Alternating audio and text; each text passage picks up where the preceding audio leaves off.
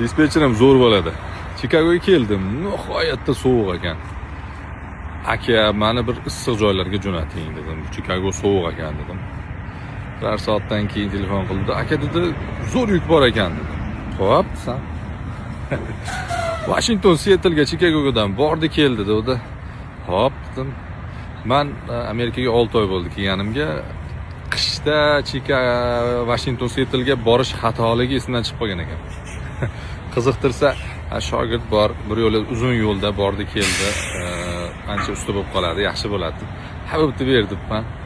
Sovuqdan yana ham sovuqqa qarab ketdik. Bo'ron qo'ydimmi videolarni ko'rdim. Hayotimda birinchi marta furaga zanjir taqdim. Haligi Ninani ustida o'tirib borib keldim. Emgalab 20-30 qilib borib keldik, alhamdulillah, Xudoga shukr.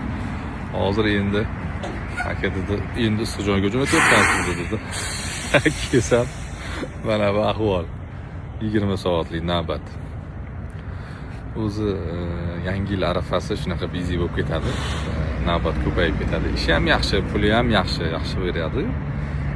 Shunga yarasha qanaqa ham bo'ladi. Bu o'zi dispetcherlarga ham o'zi aslida oson emas. Telefonda gaplashishadi, bunaqa ekan aka dedi. Bitta yuk olish uchun ham o'zi kamida 5 ta bilan gaplashib chiqish kerak bo'ladi. Shulardan tanlab tavsiya qiladi. Shu dispetcherda qilayotgan ishlaridan mana shu yerlarda yuribmiz. 2 haftaga kelganman trak. Shunaqa zo'r ishki kelib o'sha qisqa vaqt ichida ham bir qator aylanib kelib qo'yay. Sababi o'sha bahonada hech bo'lmasa betamda shogird hunarli qilib ketaman.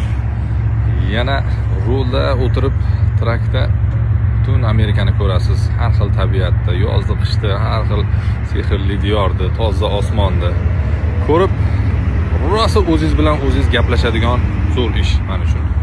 Rosa planlar tuzib, hamma mashg'ulotlar qilib olganim.